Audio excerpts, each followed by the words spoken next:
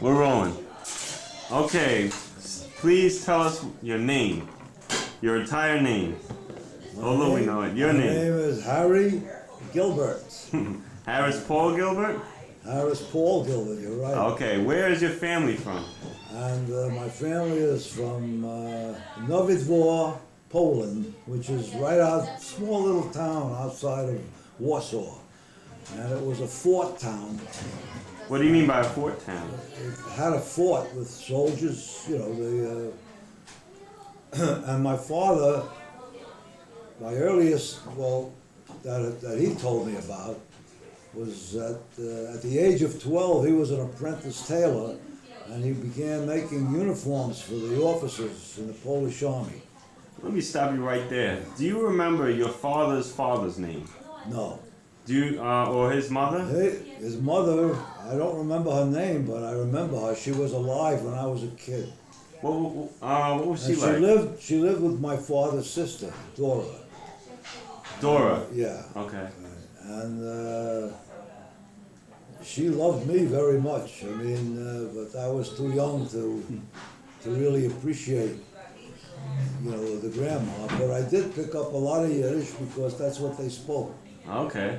And except my father spoke perfect English and my mother spoke perfect English. They spoke perfect English in Poland? No. I mean, when they had me. Oh, okay. Now, you My was... father came over in about 1900 or maybe 1899. And he was brought over by a cousin, Joe Gilbert.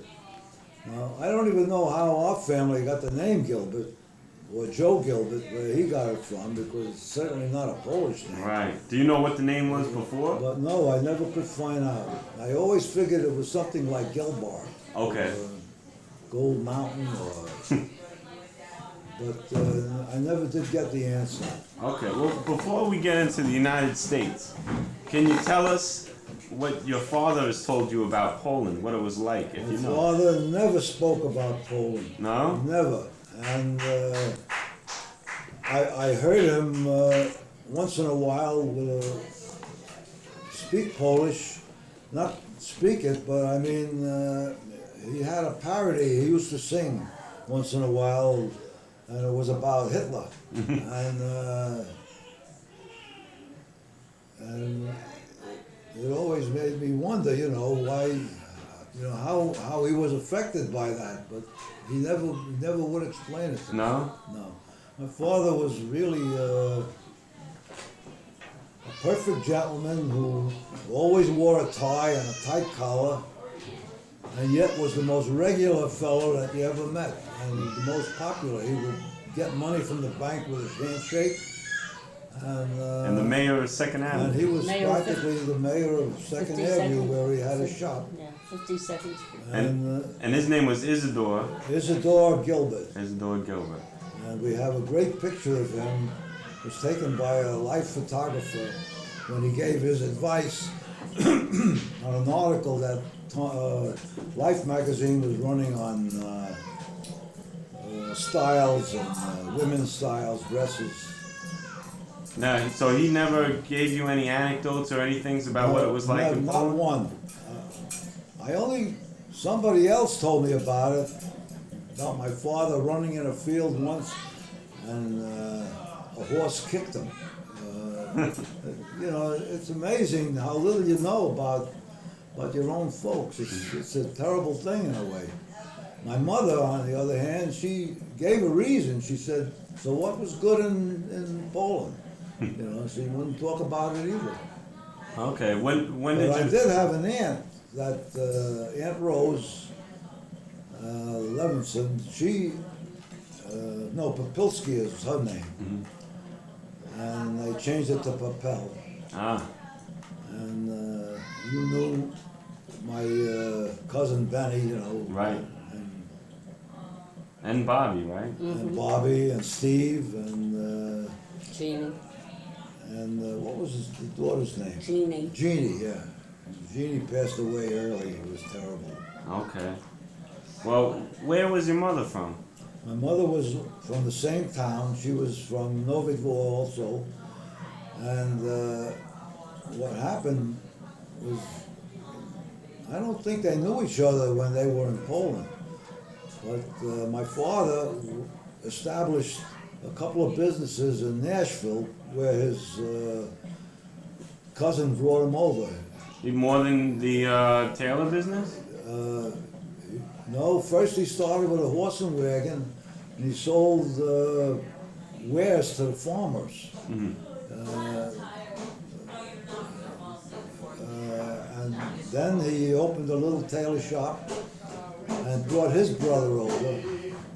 That was Morris Gilbert from Poland, and they worked together in the tailor shop. And then my father bought a bar and grill in Nashville, and he seemed to have had a very successful beginning. Let me stop you right there, Grandpa. Grandpa, now you were telling us about your mother, and you said that she lived in the same part of Poland as your father. Do you know when your mother came across? My mother probably came about the same time that her family, they came together. She had, two sisters and a brother. That's Jaime, was the young kid brother, and he had Katie and Rose were the two sisters. And they settled in Harlem, and they were on 103rd Street between Park and Madison, which was I suppose you'd call it a Jewish neighborhood. Okay. Do you know around what year they came in? Let's see. Did they come here before? My your father started the cleaning business in New York in 1916. That's when you. No, So- 1911. 1911 it was. 1911, I'm Okay. sorry. And my mother, well, what happened was this. My father was not married, and my mother, on the other hand, wasn't married either. And I don't know who arranged it, but they called my father to go to New York to meet my mother. It was like an arranged marriage, I suppose. Oh, okay. And sure enough, they fell in love, and they came to. He brought her to Nashville, Oh. and then my brother was born, and then 5 years later, I was born, still living in Nashville, but my mother was getting homesick for her parents in Harlem. So wait, let God me just stop forbid you why there. she did it, I don't know. But But your father's business was in Nashville, Tennessee first? yes, he had 3 businesses now he's running. So he gave up the horse and wagon, I suppose. He gave the cleaning business, the tailoring business to his brother Morris, and he sold the bar and came to New York and opened a store on 86th Street, Lexington Avenue in Manhattan, making chauffeurs' uniforms for very rich people. And what year was this around? And this was, I guess, 1911, No.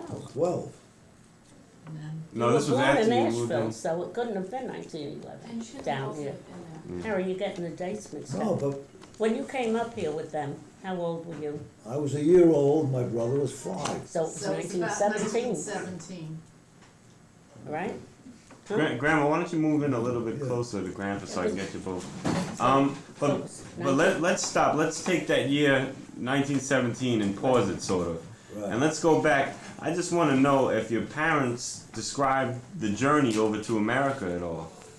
No, they did not. All I knew was that they came through, I suppose, through Ellis Island. Right. And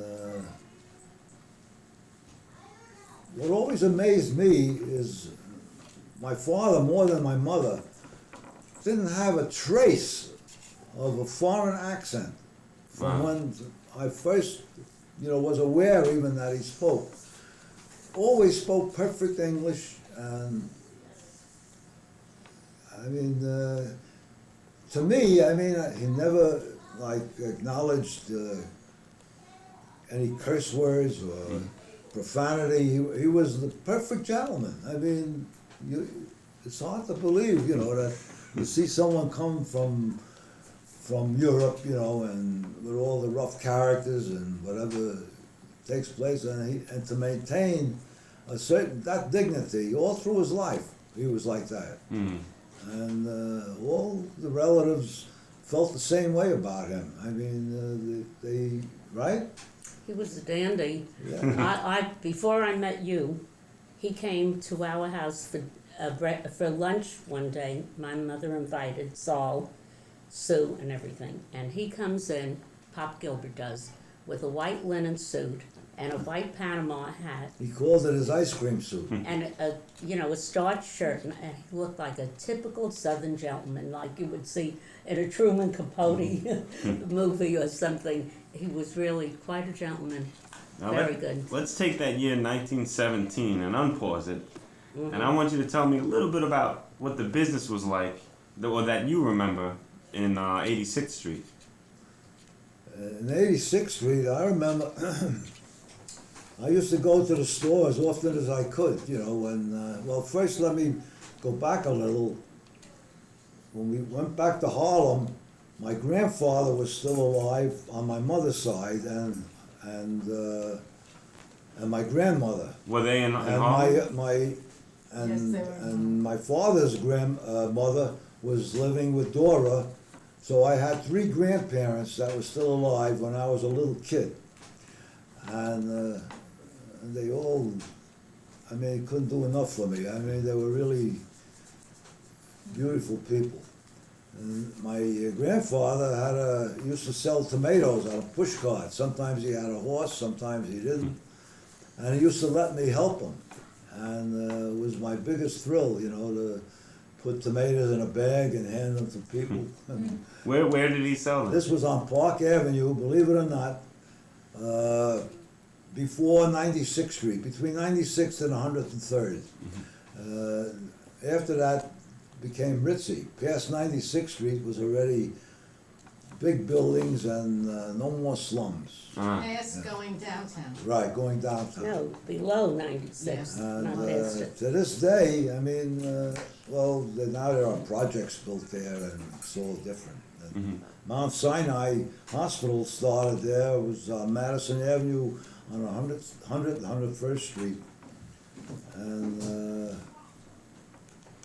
had a movie theater on Lexington Avenue. They had trolley cars running, you know, on Madison Avenue, Lexington Avenue. How much did movies cost back then? Probably a nickel. Can I say something? Sure. You were talking about your father. Yeah. Didn't people say that he was like the mayor of the town? Yes. He was, If you were paying Mayor- attention, Exactly. we Mayor had that of- part Oh, done you already. did it already? And- Tell him about the loan in the bank. Did you? huh? Yes. How you could he blow told into a them. bank and Yes, Oh, just on the sorry, I handshake. missed it. Yeah, you missed that. The commissioner of motor vehicles lived on 52nd Street where we had our store. And his name was Harnett. And he was commissioner for many, many years. And Mrs. Harnett and the rest of the family, they adopted my father. They thought he was like the greatest. And they would always drop in to talk to him and try to give him advice. I mean, and at one point, Mr. Harnett got into some kind of trouble. He had to take a rap for his party, and he was disgraced out of his job as motor vehicle commissioner. They owned a lot of property on 52nd Street between First and the River. And Mrs. Harnett would speak to my father all the time and tell him, Mr. Gilbert, we're gonna have to sell these buildings. Please, you know, buy it, and because the future is here in Manhattan, you know. And my father used to say, I'm a tailor. He said, I'm not in the real estate business, and I hate to go into anything that I don't know, you know. And so that's what happened. But I mean, he had opportunities to really hit it big, but in his mind, he hit it big by just being a big family man, and loving us, and And we never regretted it to this day, that's for sure. Now, you told me a couple of days ago that there was some like boxers that used to hang out at your dad's Now, store. when he had the store on 86th Street, his lease ran out, and he opened the store on 1235 Lexington Avenue, which was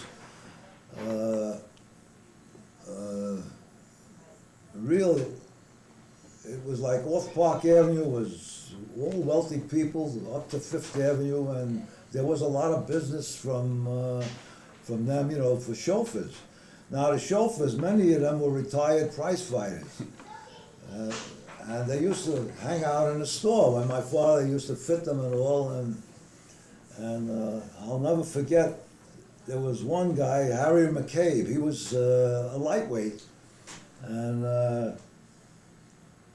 I happened to be on the avenue one day when he got into an argument with a taxi cab, and he was driving the limo, and the taxi cab driver came out and thought he was going to bully him. And this little guy came out and he flattened him with one punch. And it was my first experience seeing anything like that. And afterwards, I used to find out the names like Paul Berlenbach and guys that were really big-time fighters. They were fighting in Madison Square Garden. Jimmy McLarnin, all those guys used to come in because they knew my father through these other fellows. Did you know how much a fight in Madison Square Garden costed in those days? No, I was a little kid. I was so small at that time that I used to sit on a step with books I took from the library, which were fairy tales. So you can imagine, the age that I was. Well, what was it? I guess I must have been 11, 12. What was it like going to school in those days? Tell them how you crossed that. Well, I went to school and I had to fight a lot because, I grew up in Yorkville. And It was a German neighbor. And at that time, you gotta remember the political situation. There was a lot of anti-Semitism, and 86th Street happened to be the key avenue where, it was Soapbox Avenue, like Union Square got a name later. But every Saturday night, there would be a soapbox set up here, and it would be a communist talking, and a Nazi on the next soapbox, and then a socialist on the next one, and then a guy just preaching good health and selling tonics and stuff like that. And so there wasn't much traffic in those days on a Saturday night, and people wandered in the streets, and it was like a gala thing, And there was no And television. sometimes though fights would break out, and it was a very exciting time to go up, and you got very political. You had to pick a side, and naturally you picked what was yours. What ethnicity of children did you go to school with? Were there one, or was it more like a melting pot? Oh, definitely a melting pot. Now my mother used to try to dress me up fancy all the time. See, so now I'm in school and the kids making fun of me. I fight them outside. Every night, every afternoon, I'm having a fight before I come home.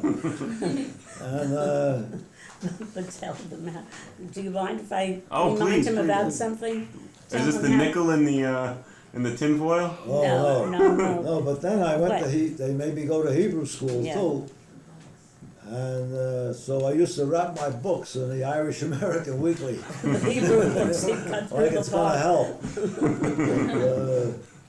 And we moved a lot. In those days, always in the same neighborhood, but every time your lease was up, you moved. Sometimes you got a month concession, in a new apartment. In those days, it was easy to get apartments, but there was no money around, so it was strange days. Tell- Would this be the time of the Depression or Oh yeah, later, it was or definitely earlier? It was they prior. had.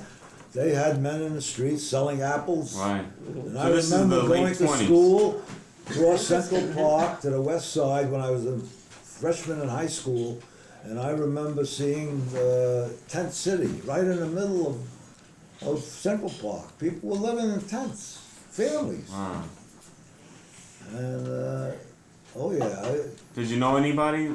Did you know them anybody personally who No, lived in there? no. We, as far as our family was concerned, my father always put food on the table, and we didn't know any want. Mm-hmm. If we were poor, I didn't know it.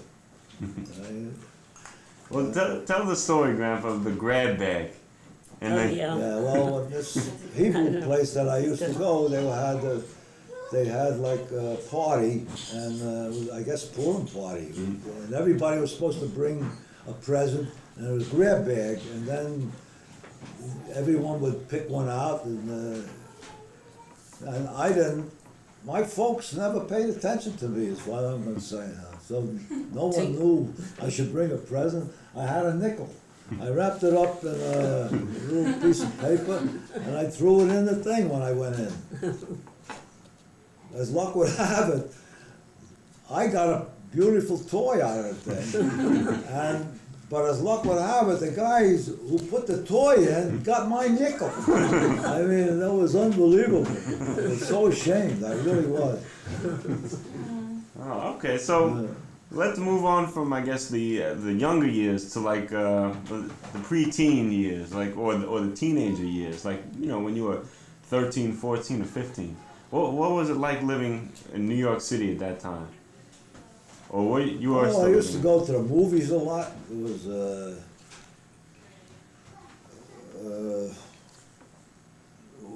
everything was a boil then. I mean, politically. Mhm. And Well, the that, fact that I moved that much, I didn't have any real friends at the time. Well, where did you move from? In the area. We moved like from In the area. 86th Street, moved to 83rd Street. From 83rd Street, we moved to 85th Street. And so you never had a chance to really meet the kids. he said he wanted to know what years were like from 13 to 15. You had a bar mitzvah, did you? No, I didn't. So- Uh-oh, Grandma's not gonna... I don't think I had a No, bar but mitzvah. they had I a party. remember they had the party or whatever. They had a few folks over. I got fountain pens and and I think I got a wristwatch maybe. I don't know. Okay. But, Well, that's for you. Do you have a puppy But love? Yeah. I didn't know any girls in those days. Oh, That's one fine. I had, Helen, she was the landlord's daughter. The They rib wanted hadn't me been to taken take from her to Adam a yet. dance. That was the first time. What? They wanted me to take her to the dance in the school. She went to a different school than I did. Yes, I see. It so happened all the schools I went to were all boys. Now, you went to Commerce High School, right? Yeah, What was Commerce High School like? it was all boys. Commerce High School again, and it was on the west side, 66th Street. Didn't have a gym. The teams used to play like in Central Park, and the handball team used to play there was like an alleyway in the basement, and that's where the handball team played. Were you on the handball team? I played handball, yeah. I didn't make the team because I didn't want to stay after school all the time, because it was a long walk for me to get back. I used to cross the park to go home. Now, when you played football, just... No, that was in That was farm school. all right. We'll get to farm school in a bit, but that's a funny story. Tell us a story. Well, when we get to the college, I think we ought to do it in sequence. Okay, so now, like high school, you went to Commerce High School, and what year was that around? Oh, 38. I went to 38, 35, about 32, 31. Do you Yeah, still about know any? 31, I entered high school.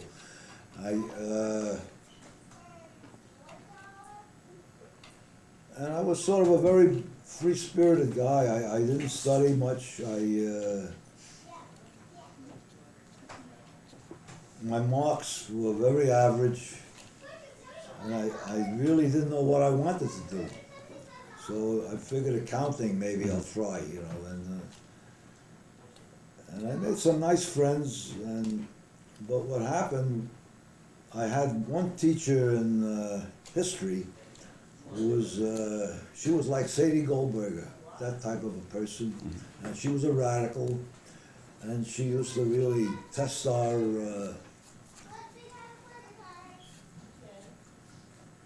our ambitions, our leanings, and I found that I always fought for the underdog, and I like the underdog, and I'll just give you an example. I used to go to had a math class with an Italian fellow that I knew very well, and the teacher, Mr. Hughes, he used to pick on him all the time. I don't know why. You know, one day he came in and he's given Giacomino hell. That was his name. Giacomino? Yeah, Giacomino. He lived in the Bronx. And I blurted out without thinking. I said, "Why are you picking on him?" I said, "I know he does his homework. He does more than I do." I said. So you both got zero. Yeah, so Mr. Hughes looked at me. He said, what is it your business? You know, why are you speaking up for him? You know, I thought, well, you're always picking on him. I said, and he really tries. I said, I think he liked me after that. Was the teacher or Giacomino? Yeah. No, Giacomino, we were always friends. Oh. I'd just like to interrupt once, and I just want to tell you what I'm planning to do, and hopefully it's all right. I want you to tell me your story up until you met Grandma, and from that point, I want Grandma and Aunt Sue to tell me what life was like until they met you, and then we'll switch back to you. All right. So now, tell us about what happened between high school and college. Is that when you went on your trip, or was that before?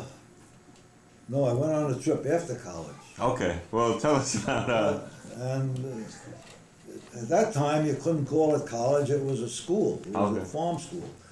On the bulletin board at Commerce High School, they had different colleges. I was a senior, and it gave different colleges that if you wanted to apply to, you know, that they were giving you what they had to offer.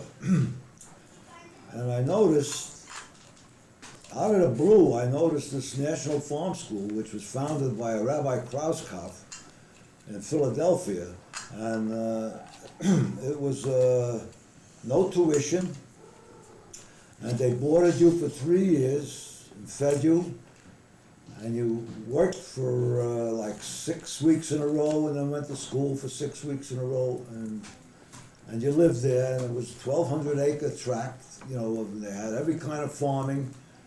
And it appealed to me. I mean, And which school was that? what was that? What was the name of the school? National Farm School. Now it's Delaware Valley College, and it's a very, very highly accredited school now. Now, And it's a state school. Now you said that there was one particular teacher who stuck out in your mind. Yes, Henry Schmieder. Henry Schmieder was a botanist who had been he objected to the World War I, and he was ostracized, but stuck to his guns, and he was a man who was so intelligent, who got you to think. And we used to go on field trips with him, and he used to say, "You know what you're stepping on?" And you would look down and grass, you know, and weeds. And he'd say, "Why don't you know the names of these weeds and these grasses? And you see that tree there? You know the name of it? What is the genus of it?"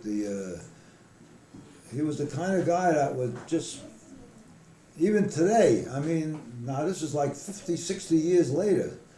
So what am I talking about? About 70 years later. I get the bulletin from Delaware Valley College, and they named an arboretum after him, and his name still is bounded about, you know, in the school. So you can imagine, I mean, what kind of guy he was. But he was an insulting guy, and he had an acid temperament. But if you knew, he did it just to make you think. And that was that's why I admired him so much. Now, you joined a football team, right? Yeah. Tell us about that. Well, you know, the food was like army food in the beginning, and and the football table, they were given milk, and they were given cream, extra portion.